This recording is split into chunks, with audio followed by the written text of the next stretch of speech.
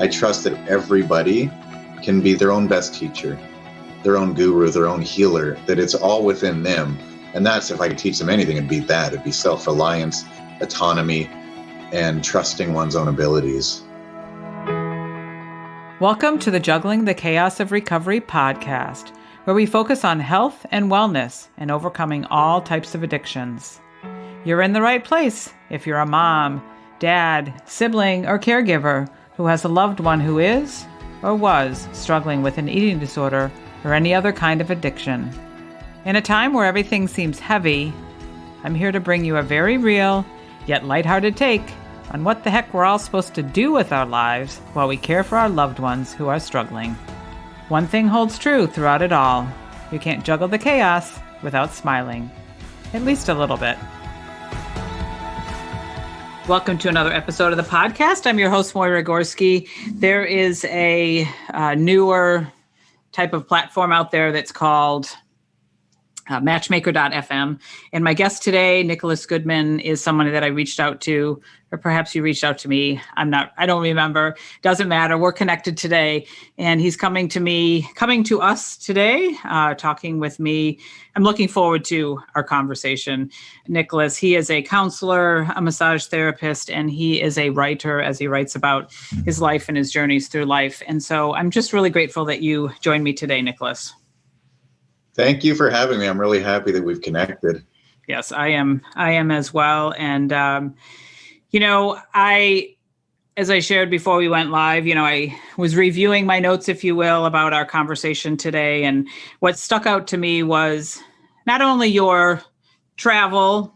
We talked about that when we connected first. And I believe that I know for myself, I've learned so much as I've traveled to other countries and other states and other cultures and things like that. So really love the idea of talking about that today, but also you've been involved with hospice throughout the years. And with the passing of my mother just a week ago, and her being involved in hospice during her dying days, if you will, I thought it would be great to have a conversation about that, and perhaps just me sharing what I saw, and then maybe kind of what you've learned from those experiences, and maybe even in the beginning, just why you were interested in being in that, that area and helping those that are dying.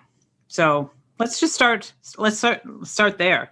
If you can, again, I truly know in my heart that these hospice workers, the caregivers that care for those who are in their last days, are truly have a heart that's much larger and softer than so many. And it was, I'm so thankful for them as they took care of my mother as her health declined, and also took care of us, my father who was in the apartment with my mother, and us who came in to visit here and there and spend time with my mother. They truly are angels. And you must have a very big heart for helping others if that's a place that you wanted to spend your time.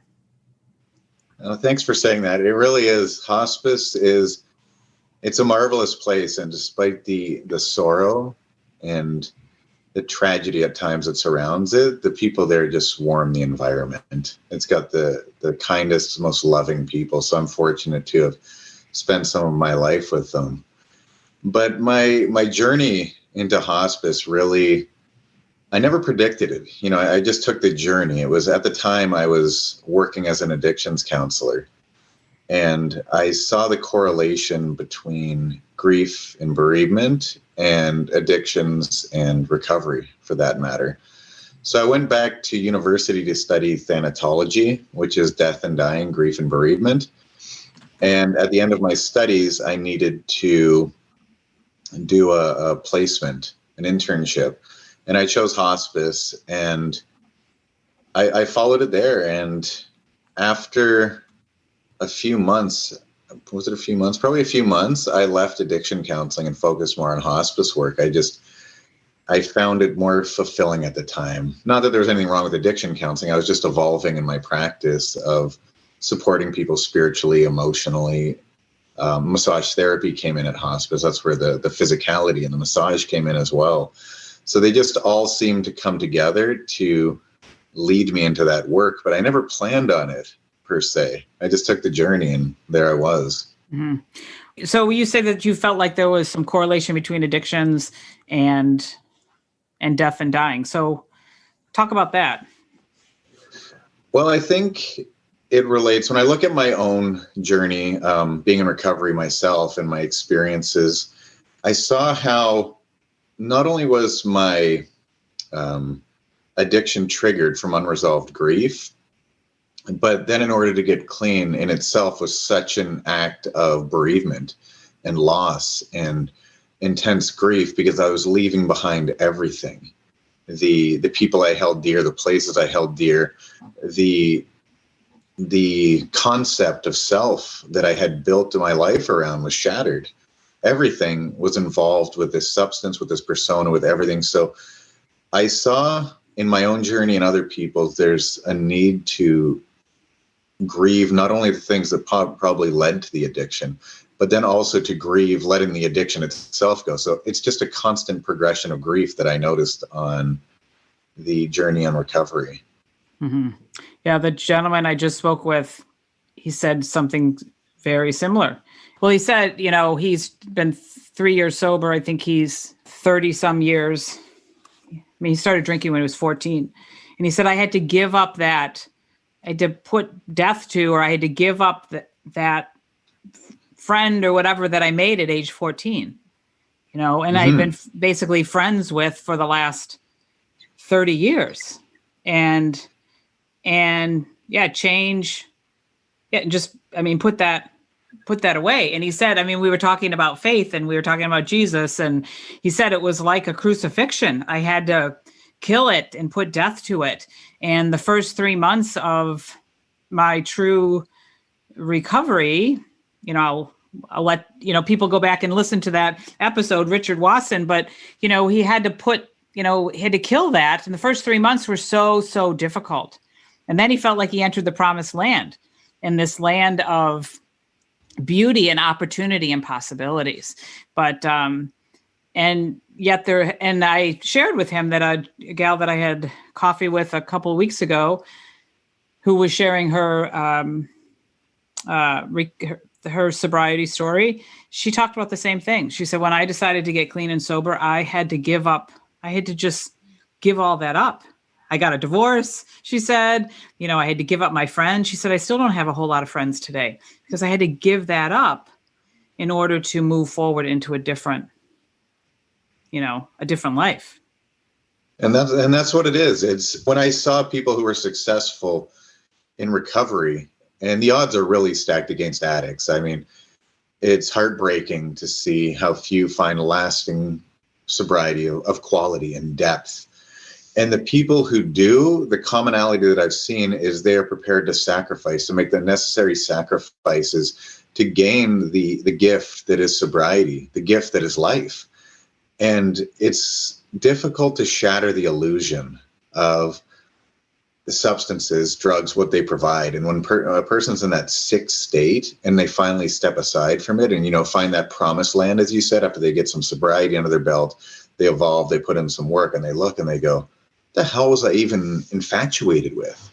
And that's the part, the people who find lasting quality sobriety, they shatter the illusion that drugs and alcohol have held before them, and that in many ways society holds before them too. It's so glorified, and it's so, but when you step beside it and recognize, I've given up, in this regard with the substance itself, nothing, and I've gained everything.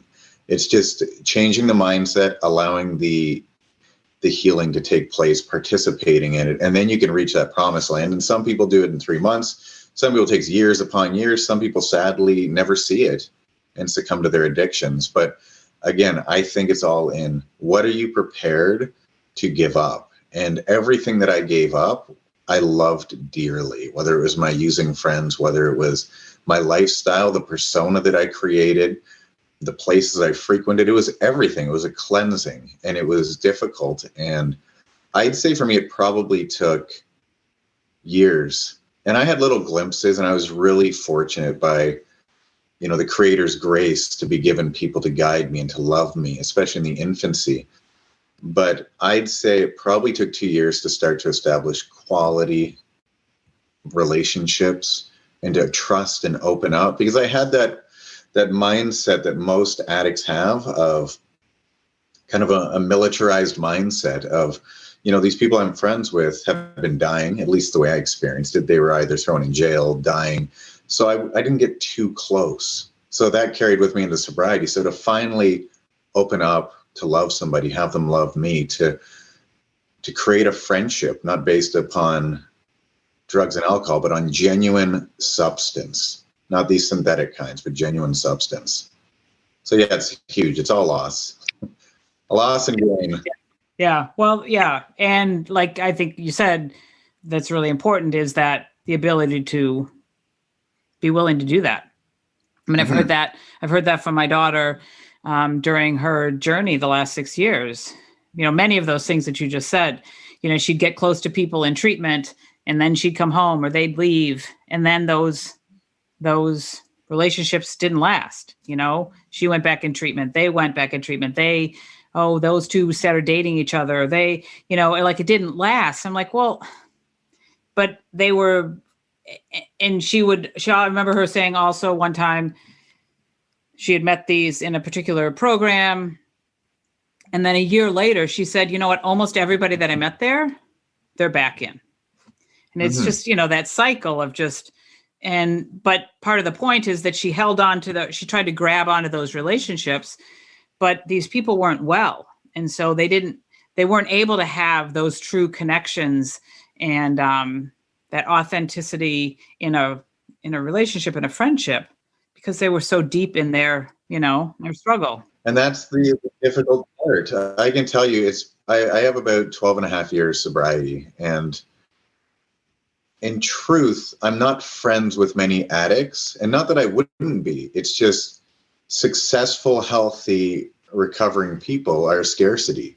So I have a few, and I had one who was a dear mentor and friend to me, and we were extremely close. He moved away though now, but we had a friendship of 10 years of loving each other, challenging each other, supporting each other. But the thing was, most people that I see is they cling to their addiction still as a form of identity. I'm Nick, I'm an alcoholic, I'm an addict. I don't see it that way. For me, the clients that I work with, especially when I left behind addiction counseling, but hospice work, massage therapy, psychotherapy, they never guess that I'm an addict until I tell them. And even then, I won't even tell everyone that a judgment is just, it may not be relevant. It's a small little pebble on a vast beach of rocks. It's one little piece of my identity, which is pretty minute compared to the millions it stands against. So some people still cling to that suffering, I'm an addict. And I get it. I did it for a few years and tried to qualify how horrible my experiences were. But once you put in the work and heal and you recognize that we all have a tragic story. Everybody has suffered. Everybody has lost. And let us find commonality in our grievances, but not pick a little piece and say, I did this and this makes me even more whatever it may be, more punished by myself or whatever. But you've suffered, I've suffered, we've all suffered. And in ways it has shaped us, but we don't need to cling to that one thing as an identity. Because I mean, that's just how I view it, at least. I'm not in bondage by my addiction. Well, and I think that what I continue to hear on this podcast is that there's so much, and again, seeing it with my own life and my daughter's experience and seeing the experience I've had there with other people, is it's all of this like looking back of like, oh, woe is me, and look at this, and oh, it's just been so many years, and all of this, and look at this, and look at what I've lost. Look at the friends I've lost. Look at I want to go to school. I want to have a job, but I can't do that. And so all this like looking back, instead of turning around and looking forward into the possibility of the future. And yet I know that it's so difficult. I've seen that with my daughter. I saw that even with myself in my college years. I was really unsure about what my future looked like. And I had a hard time making those decisions and taking those steps forward.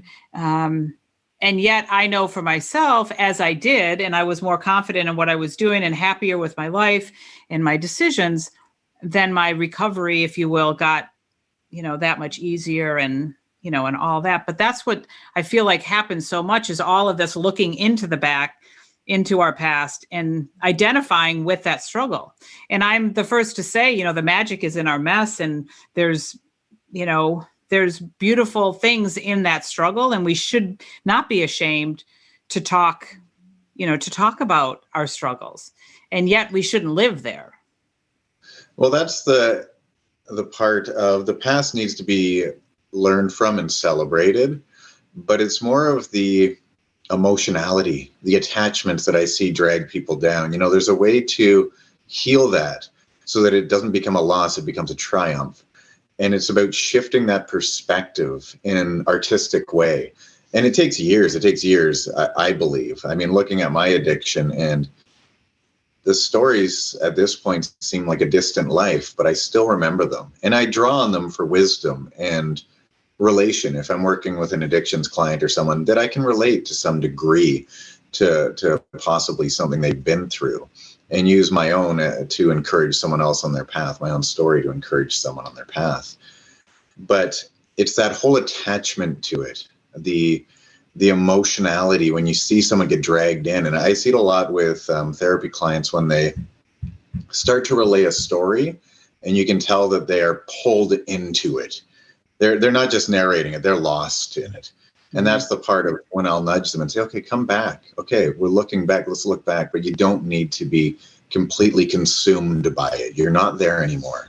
Mm-hmm. Grab that part of you that is, and let's look at it together and learn. Yeah. And, I've learned, that reminds me of just the work that I've done on creating boundaries. I mean, that's kind of what I've done, even with sharing the story, because so many, again, my daughter's been in a struggle for 6 years, and so many of my friends and clients and family know about it. And so often when I have a conversation with them, how's your daughter? And I had found myself just being pulled in there sometimes to tell, and there's this and there's that. And so working on creating that boundary to say, because it's helpful for me, if sometimes I now often say, you know what, she's at a place that's giving her some help, and we're hopeful that she gets better. And how are you doing today? And just setting that boundaries instead of being pulled in there, because, I have work to do. I have people to help, and I have, and when I'm pulled into that conversation over and over again, it brings me down, and it makes me lose hope that my daughter will ever recover through this. So being able to set that boundary, which has been difficult at times, and yet I see how it serves me better if I can set that boundary, and just like you said, not be pulled into that past or into that story. Mm-hmm. And that's the part where you articulated that beautifully, but having that power to set boundaries with others and yourself of saying, I'm not going to go there right now. And I do that even in my own recovery. I warm to the idea of being triggered. It rarely happens now, but if I see an opportunity and I'm in a good space and I go, this will trigger me, and I'll go, well, let's see, bring it. And then maybe it will, maybe it won't. But if it does, I can put it to rest so quickly because of that mindset. However, that being said, there are certain times, even with a strong recovery, where let's say someone invites me to a gathering or something and people will be drinking, and I go, no, today's not the day. And to have that self-insight to say, like you did, you know what, I'm not going there right now. And we have that freedom. As long as we have a self-insight and are on good terms with ourselves, we can choose when to engage with a particular thing, and to know not to be swamped by it or overcome or pulled down, and to step aside and go, you know what, today's not the day. I'm going to sit this one out. Mm-hmm. And whether it's a topic, whether it's a party, whether it's anything. So that's a beautiful point.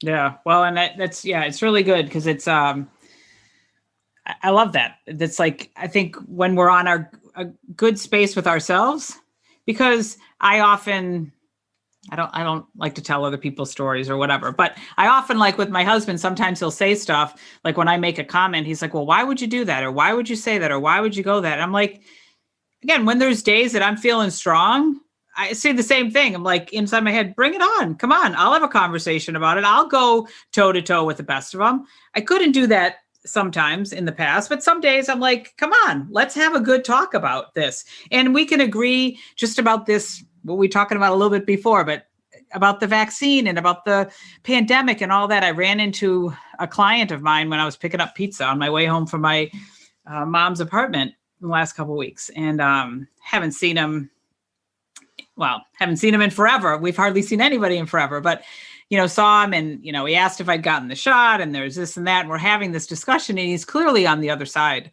of things. And it was really comforting that, I don't know if that's the word, but it was reassuring or comforting that he said, we can agree to disagree. Because I had my statement and I said, everybody, with the work that I do in wellness and what I've learned in wellness, along with my nursing, I try to educate people on what I've learned and what's out there. And then I say, you have the choice, right? Everybody has a choice, but make it an educated choice. Learn about that. And also, I'll honor your choice if you'll please honor my choice. And that's what I said to him, because again, some people would say, well, why would you even get into a discussion?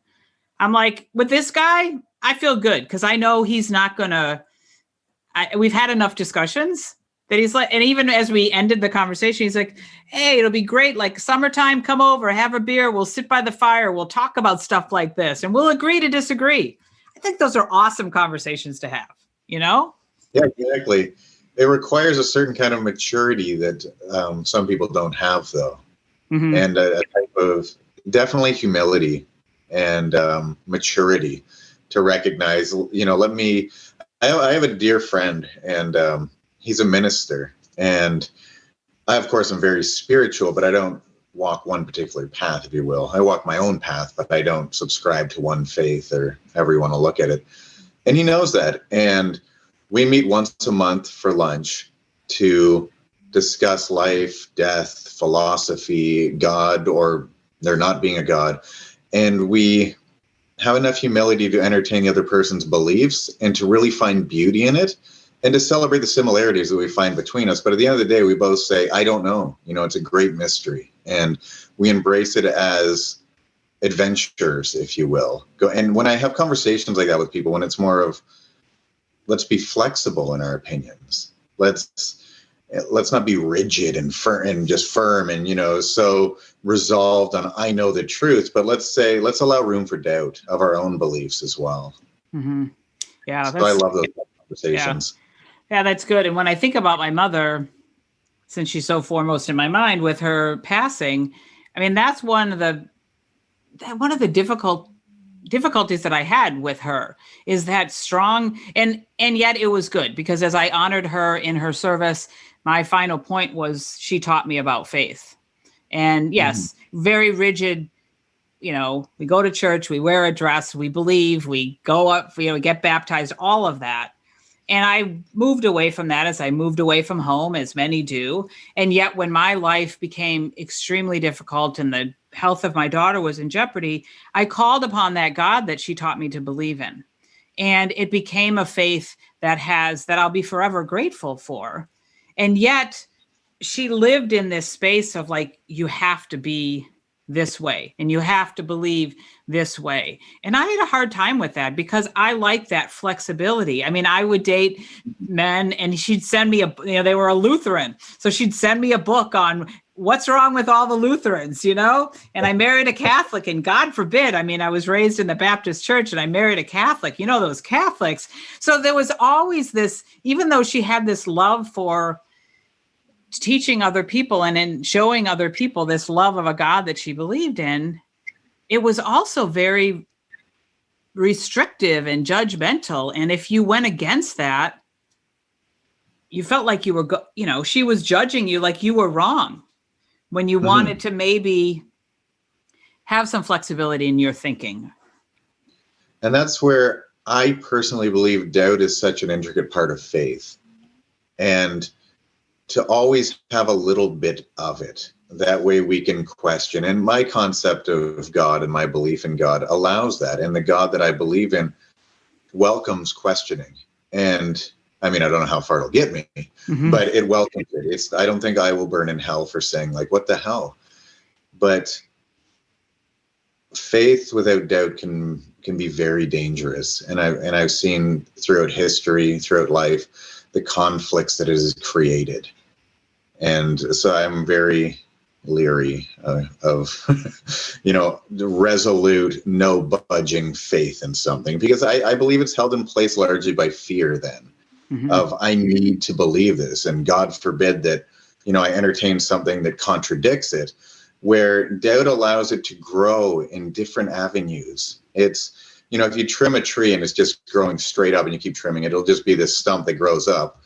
But if you take a tree and you don't restrict it and do this, you'll watch it just bloom into this beautiful crown. And that's how I view a belief, is that, yes, it should be trimmed. It should be go around, see what works, but don't keep it so restrictive. Allow it the freedom to grow and allow people and their beliefs to surprise you and to expand your own. And at the end of the day, the worst thing, if we try someone's faith or their belief, the worst thing is we go, you know what, this isn't true to me now at this point in time. However, I've had some things introduced to me, and 5 years later, I go, you know what, I see it now. So again, it's that ability to be humble and to contemplate things that contradict our own beliefs. Yeah, and being strong in our own belief enough to be able to, again, challenge or have doubt, or let what I saw with my mother, again, love her, but what I saw with her is just let other people have their, honor them for the beliefs that they have, and holds and be okay with that. Again, to become a tree of a different color, or a tree with wider branches than the skinny branches, or whatever, metaphor you want to use. I really had a difficult time with that for many, many years.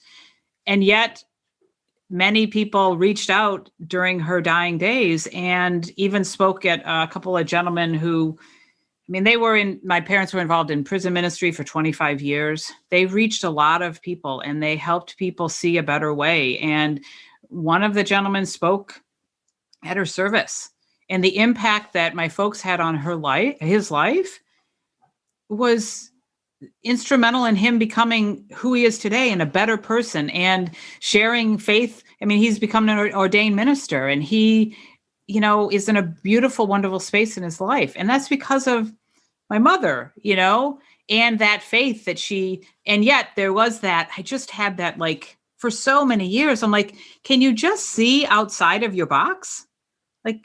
It's okay. And give me that, because I just struggled with her accepting me for the beliefs that I had and the life that I lived. And because I'm doing okay. And I for so long, I was for many years, and that's kind of my old inner child type of healing that I continue on from day to day. Because I was I just wanted to be seen for me. Okay, I'm doing things different than my siblings. I'm doing things different than you. And let me go for a while to discover, and also honor me for who I am, because it's okay. I think I'm living a pretty good life. Is it that bad?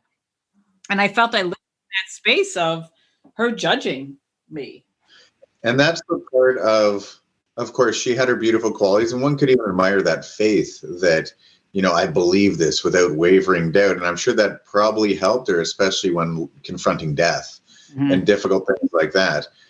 However, especially in hospice work, I've seen it everywhere, but in hospice work, the need for freedom and autonomy, the need for someone to make their own decisions and be their own person, and to believe what they believe, and to celebrate that, and to rejoice in it, and to not think that I know a better way. And for me, it takes a lot of patience and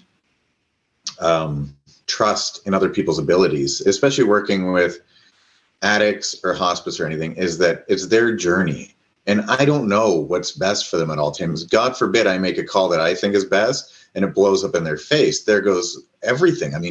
You're playing with people's lives, especially in recovery. And if I say, you need to do this, I step aside and I go, do I know that? I'd rather companion them. And it's more of a thing of, Socrates coined the Greek term maieudex, and it translates to midwifery.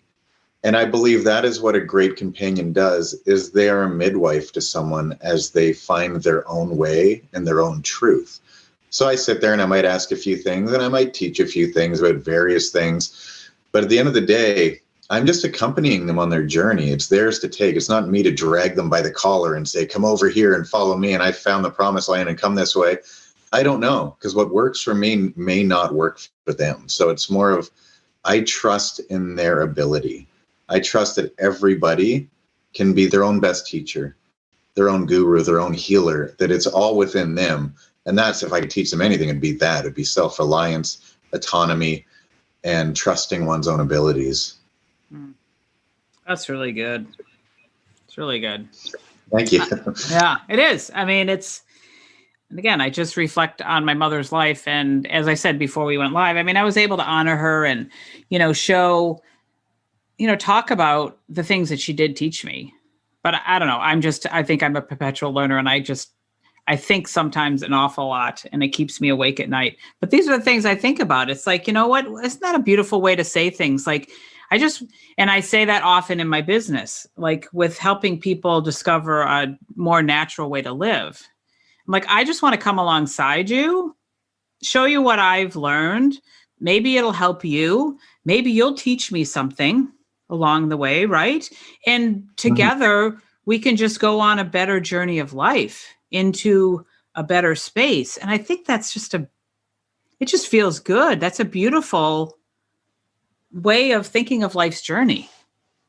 Yeah, it's the whole companioning. And I feel some people with their beliefs feel superior. And it's more of, follow me, I know the way, if not, you're lost. When it's, no, walk beside me and let us marvel at the things we discover together. It's that step aside from the fear. A lot of people cling to beliefs out of fear, and it's, I need to believe this, or what happened to this? Where for me, I think it's an essential part. I have friends who are, as I said, a Christian minister. I have a few friends who are Christian ministers. And then I have friends who are atheists. And then I have Hindu friends and Muslims. And I like to learn from them all. And the one similarity is we all respect each other's beliefs. It's more of, that is beautiful. And I can celebrate the beauty in your faith. And I can see that. And sometimes there's similarities that we can really deepen both of our understandings and see this universality in them. And so that's my fundamental philosophy. Whenever anyone asks me, it's about humility and curiosity and wonder. Mm-hmm. Mm-hmm. Yeah. And have you learned that a lot because you've done some traveling in your life, and have you learned that as you've just traveled around and been introduced to other cultures and people and whatnot? I mean, how did you gain all of this wisdom? Well, certainly the travel for me, it just accentuates even more that just because I think something should be some way or my culture doesn't make it so. So when I've went to other cultures and seen their customs and how foreign they are to mine, I don't say, well, they're wrong for doing this or anything. I try it out and I see validity in it. And I think the beginning line, and I might bastardize it and screw it up, but the beginning line of the Odyssey, they say, tell me, muse, of the wandering man who sacked the sacred citadel of Troy and traveled the world and learned the minds of many. And for the ancient Greeks, Odysseus was the most cunning, brilliant person. And the reason for that is right in that line of the man who traveled the world and learned the minds of many. So to meet people of different cultures, different faiths, different upbringings, different familial ideals, everything, and to say, wow, that's beautiful too. Or, you know what, maybe saying, you know what, I don't like that. That's not for me. You can do it all you want, but that's not for me. So that traveling and the humility to look stupid too. I mean, when I've traveled and done things that are, way out there, and I catch everyone staring at me, or I don't know how to use a gas pump, or I don't know how to use a machine, and I can't translate, and just the humility of accepting help and standing out. And I love that whole concept about travel. Yeah. I hope to get back there soon, because I love to travel as well. Do you have a favorite place where you've traveled to? I have two places that I have to frequent every year. And last year was the first time in forever that I didn't go. And one is Greece and the other is the American Southwest. I love both those places and I need to go. They offer me different different kinds of spiritual sanctuary. I find Greece for me taps into this ancient source. I just love ancient Greece, and it's beautiful and refined and poetic and lyrical. And then I go to the Southwest and it's just raw, and I'm sitting in the desert by myself sweating, and it's uncomfortable, and I'm eating Chef Boyardee, and there's nothing glorious in that sense. So those three places I absolutely adore. Mm-hmm. Yeah, I have yet to be to Greece, and I would love to. It wasn't a big, growing up, going to school, we took European history, and perhaps it was my teacher who had these shoes that just creaked, when he walked. And I was I don't remember everything, but I remember that, he used to walk along the floor, and this little guy. And I just did not care for European history. And yet, as I've gotten older, I've just learned to, appreciate that. And like watching a show like The Crown, I really was fascinated by that, because I love a good drama, a good movie. And something that I can learn. I learned a lot about the monarchy that I didn't know by watching, that it's, because some would argue that it's not 100% true. And I'm like, whatever. I'm that type of person. Like if you tell me something's like, how much does it cost? Well, it's close to $100. I'm good with that. Others, maybe perhaps the analytical sister of mine, she has to know that it's $98.75. I'm like, I don't care. It's just close to $100. But again, that's that whole part of what we take for truth in history is already altered. It's already embellished. It's already, to find an actual factual relay of history, I don't even know if it's possible. It's written by someone else's perspective, and it's often written by the winner. When we look at what the Romans wrote about the Celts and the people they encountered and the barbarous people in the north, it's like, well, this is seen through Roman eyes. What were they actually like? Right. Right. Well, and that was part of my, as I was raised to believe the Bible and read the Bible. And then I started to go to some different Bible studies, if you will, or studies of different, and people started saying, well, maybe it really wasn't like Noah's Ark, or maybe it wasn't. I was like, what? And it was it took me back initially when people started to talk about, again, maybe that really wasn't that. Maybe that's just a story of maybe that's just a metaphor. I'm like, what? I was raised to believe that that's exactly how it all happened. And it's still been a little like, okay. It's that whole part of, see, for me, Greek mythology, when I sobered up, it became almost like a Bible. I was just enthralled by it. And I love the Bible too. I read the Bible pretty faithfully. And for me, I look at them, and I'm more of a person who looks at metaphor. Even my first book, A Moment with Grace, so many people ask me, and they go, did this happen or didn't this happen? Because there's right at the beginning, I tell people it walks the line of metaphor and it walks the line of reality. And a lot of people can't tell. They go, did this happen or didn't this happen? And that's the thing, is metaphor and reality seem to blend together in so many literature works, including my own. So I can look at a Greek myth and go, maybe someone like Theseus existed. Do I think he went and killed a minotaur in the labyrinth? Metaphorically, yes. Literally, no. So there's wisdom to be had regardless whether it was true, whether it was metaphor, because there is truth in metaphor. Mm-hmm. I'm not sure if I shared this with you, but I have shared it on the podcast. And there's a couple episodes about it, but I started ballroom dance lessons, just decided to try something new in August of last year. And I have learned through my journey of learning to dance and doing a competition, like dance is just a metaphor for life. That's what I found for myself is I even, again, think of the competition day, and, I wrote about it afterwards and shared it on social and with others. And just that idea of, so many things I learned there that I'm like, this isn't about the fact that I messed up the tango and I put my leg on the other side when we went to turn. And it's about, as he told me, when we make a mistake, we just keep going. And that's about life, right? Because that's exactly what we did. Like I put my leg on the other, I'm like, I've never done that before, but he corrected me. He looked at me, he said, okay. And then we go. He didn't say, okay, but he corrected me. And then we kept going. And I went down with the Viennese waltz, and, you go down to a spot and then you turn the other way.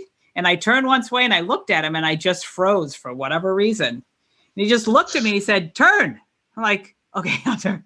And then I just kept going. But it was like this, oh my God, I could tell you all the mistakes. He goes, who cares? We kept going, right? So that's a metaphor for life. And when it was coming close to this, part of what you can do with Fred Astaire dance and perhaps some other studios is that you can go to these competitions. You pay for them, you buy the sparkly dress, you do all of that, And so it was introduced, that idea of he introduced it because he said, you have potential. And he says, I'm not going to suggest the idea of you doing this if I think you're going to fail. So you should do this. Mm-hmm. And he kept encouraging me to do it. And I'm like, I don't think so. I mean, I really don't think. He said, but you are. I mean, he's poured all this belief into me. And I was talking with a friend of mine about why am I so crying, really, what is going on with this dance? And she said, well, you've been kind of praying for something that would come into your life that would kind of shift things, shift your business, shift your life. I'm like, I did not expect a 37-year-old man from Moldova, who I'm dancing with. But she said, and I was crippled with this fear. And yet my teammates and other people that I mentor, they're like, well, what would you say if somebody came to you and said, hey, I have this opportunity to do a competition? What would you say? I'm like, oh, but I'm really afraid. And I don't really think I'm good enough. I'd be like, you are good enough. You are awesome. And imagine what you're going to learn from this. And you ought to push past your fear. My girlfriend said, so do you see what's standing in your way? I'm like, that would be me. But again, it wasn't about the money that I spent or the dress that I bought or the competition. It was about how I was showing up in my life and how if I wanted to get to that next level and really change my life and really do what I was telling other people to do, I had to walk through that door of fear that was standing right in front of me. And I got to tell you, when I did that, I mean, I was so nervous, and I'm going to go back and do another competition because I learned so much and I want to redeem myself, But what I learned about myself and how I show up, again, every day that I show up to that dance studio, as well as this competition, again, wasn't about the fact if I can do the Viennese waltz or do a tango or not, or look the part when I do the tango. It's about, can I get out of my own way? And can I, Beautiful. And I can I, as he said to me, he says, can you just look at the good that you just did? Because you know how many people you inspired, let alone yourself? You've been here for 6 months and you went and did a competition and you're taking home a medal and you're telling me how you're messed up. But he said, you're telling me how, look at the good. So again, it's not about my dance. It's about life. And so it's a similar type of thing, I think, No, it's exactly the same. It's about it's recognizing that everything is applicable to life, that we go through, whether it be a story, whether it be learning to dance, whether it be learning an instrument, whether it be how we do something is so indicative of how we do everything for that regard. Right. So if you're dancing and you're deducing these lessons, which are marvelous. I mean, seeing that at times you can be pessimistic or at times you can be judgmental of yourself and dismiss the good, and then going, oh my God, I'm doing that on a daily basis to myself. That's applicable, hard-earned wisdom. Mm-hmm. So I applaud you for doing that. Yeah. Well, thank you. And, when I look at myself as a coach and coaching and inspiring other people and influencing them, I often but I often think of my instructor and how he makes me feel when I leave and I come home, or even when I'm just there. He makes me feel like I can do anything. And isn't that that's what I hope to do when I inspire people to live a better life or to live a different life or to, have their own entrepreneurial business or whatever the case is. I want them to feel like they can conquer the world. And so isn't that a wonderful, I look back and say, okay, I didn't expect this, but this is showing me how I want to be as a leader. And I would have never expected, start ballroom dance and it'll help you be a better leader in your life and your business. I'd have been like, you're full of whatever, I would have never expected that, but it's true. And so much, again, so many other experiences. and things that we get involved in our life can be that way. Yes. And that's the transmutation that you're doing in your life of changing experience into wisdom. And that's a beautiful story for that, of taking this risk, going like this, and then learning something, not just about life, but about yourself as well, that you can apply to improve your life on a daily basis. That's marvelous. Mm-hmm. Yeah. And I hope people hear that again, not to say, oh, wow, Moira's great, but just to know that people have the opportunity to do that, every single day when you try different things, or you travel to other places, or you're opening yourself up to a different idea. Like, you do have, a chance to learn and, and gain a lot of wisdom by doing that. Yeah. And that's where life is found. It's just beyond the borders of ordinary, if you will. So that's a beautiful story about challenging that and all the things you went through to learn dance, and whether it be dance, whether it be travel, whether it be education, changing jobs, relationships, but to recognize the freedom that is on the other side of risk, that risk and freedom require each other, and to step into that unknown and to see life in a different way. That's what it's about. Yeah. So do you put all of these? I know you wrote one book. Do you have other books that you've written or in the works? Because again, your wisdom is awesome. I could listen to you all day. Yeah. Oh, thank you. A Moment with Grace is my first book, and that was released in September, and has a lot of my philosophical ideals in there, but also my own personal story, from travels to love, grief and bereavement, death, questioning life, death, afterlife, difficult existential things like that. It's a very rich emotional read. And my second book, so far, I think it'll be called, it could change when it gets to the publisher, but Awakening the Dream of Sobriety. And it's a memoir / self-help about the first 5 years of my sobriety and what I believe is the cure for addiction. But that one, I just started writing a book proposal, so I wish I could get it out tomorrow, especially with the pandemic, the real pandemic of addictions and mental health that's going on right now. But it's a journey in itself. I don't think it'll be out for a year or two. Mm-hmm. Yeah, that's one thing that just breaks my heart about this pandemic, is that the struggle that people are going through now, and I think that the world is in for in the next many years because of what's happened to others. There was just announced, I don't know, the last couple of weeks, I don't remember her name, but I didn't even know her, but she was some actress who was on a popular type of series or something like that. And people didn't, I don't know, again, I don't remember all the details if people knew that she had an eating disorder or not, but during the pandemic, it got worse. She was not able to exercise. That was part of her way of staying, that was one of her behaviors, that she wasn't able to keep up.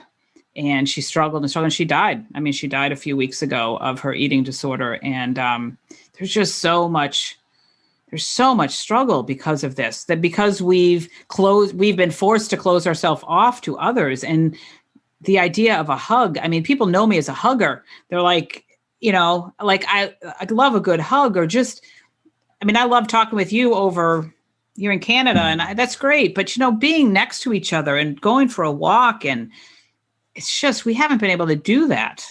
And it's just, it's killing us, and it just breaks my heart. No, it is. I was talking to someone the other day about that, had I encountered this global situation right now and I was sober for 2 months, I don't know if it's hypothetical, but I definitely would have had a different struggle to contend with. So people who have early sobriety, or their sobriety isn't really firmly rooted, they're being forged in fire right now. It's a difficult time to set off because, like you said, Zoom, there's people who go to AA, NA meetings through Zoom. It's not the same. We need human contact. The number one determining factor that they have ever found with either with grief and bereavement and outcome through loss, or addiction recovery, the one separating factor is social support. That separates everything. So now they have taken that away, and we will see and are seeing the repercussions of cutting off human contact like that, because Zoom doesn't do it. I don't like technology. I would rather sit there with someone, have a chance to take their hand if they're crying, to genuinely be with someone. And Zoom, it has its opportunities, but not that. Not that, no. And that's what I want to spend the last few minutes, talking about, is just that fact that we were able to be with my mother during the last, 10, 11 days of her life. Once, the decision for hospice and palliative care was made, we brought her home. And my father struggled with, well, maybe we should keep her at the hospital because she could have an IV, or maybe we should go to Johnson, which was like a nursing home part of the complex that they live in. And I said, okay, so how often can we visit there? Well, once a week. I go, Dad, she's not going to last a week. I mean, she lasted almost 2, but the point is, I said, we need to be with her. You need to be with her. And that idea that we could come and go as we pleased to my father, which it exhausted him emotionally and physically. And yet he was able to be there with my mom and spend that time. And that was valuable for all of us, Those are the things that, and I've heard horror stories from people who, their mom took ill and they put her in the hospital and they couldn't visit her and she died alone. And I heard other times about, they put them on Zoom. It's not the same. And those are things that, let's face it, the dead feel no pain. I mean, they've moved on to wherever it is. But the people left behind, it is something that they will have to do a healing journey for of, maybe I shouldn't have put my mom in there. Maybe I should have let her die at home where I could hold her hand and tell her I love her without some microphone in my face doing it. Mm-hmm. So again, these things we will see in the coming years. And what the coronavirus has done is nothing compared to the devastation that will follow with addictions, mental health, people who haven't been able to, even the element of the necessity for rites of passages and rite of passage ceremonies. So graduation, retirements, whatever it may be, but marking this coming of age, and they've stripped that away. And sure, people will go, oh no, my daughter or son didn't have prom. But in the grand development of our life, we need certain things to occur, I believe. And a lot of people have to go back and somehow initiate it, I believe. Mm-hmm.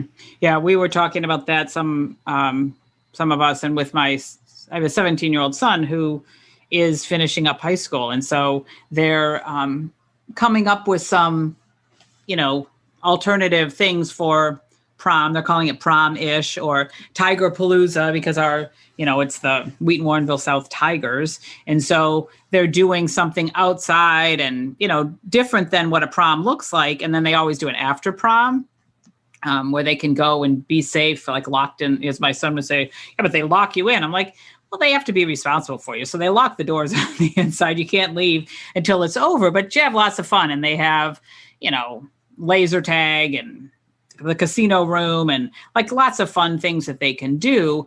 But, and I was also speaking with a neighbor about college and the experiences, and you go to, they're sending all the kids back to school, but they have to be online anyway.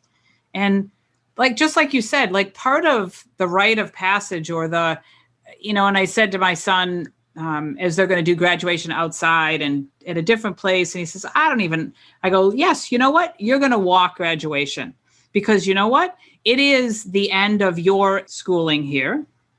Mm-hmm. And it's also the end of our era as parents because he's our last son.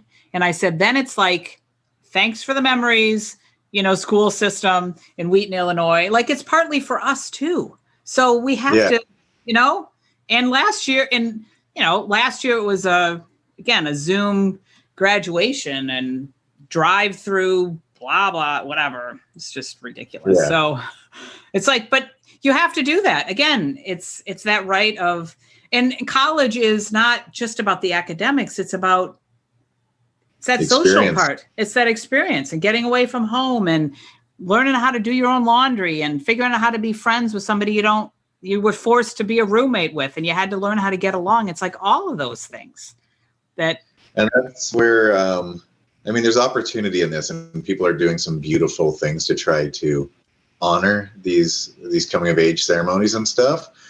But at the same time, it's necessary in our personal evolution, especially the social support surrounding it and the celebration of it. It's just not the same. And don't get me wrong, it's, as I said, there's opportunity in it. It's what we make of it. but I hope that it's at least recognized that a lot of these things may have to be revisited. And let's just hope a lot of time doesn't slip by and, you're 28 and then you're going to prom, because I don't know about that one. Right. Well, someone said, a gal that I spoke with a couple of weeks ago, she said that her daughter, who's a freshman and, who missed the graduation last year, they're talking about perhaps recreating something that she can come back to. And I said, do you think that she'll come back? And she goes, yeah, my daughter would. She says, I don't know if everybody would, but there would be some that want to come back and just, like you said, have that experience of closing one thing and moving on, and giving that honor. So exactly. Yeah. So much more we could talk about, but I'm watching the time. So, what would be your last words? You have so many of them, so I have a hard time just saying, give me a few last words. But, again, I think you've shared so much wisdom about life and being flexible and being open. And I'll let you wrap it up with your thoughts, because I've got so much from it. But, how would you kind of end our conversation here today? It all comes back to, again, humility and entertaining another person's ideal or idea, and not subscribing so vehemently to our own and saying, this is the way it has to be, whether it's with addicts in recovery, of stepping away from the dogma and, maybe AA isn't right for this person. So allow them to try a different avenue. And then same with hospice. I worked with people who were dying and we didn't share the same faith. However, I had no problem praying to their concept of God with them.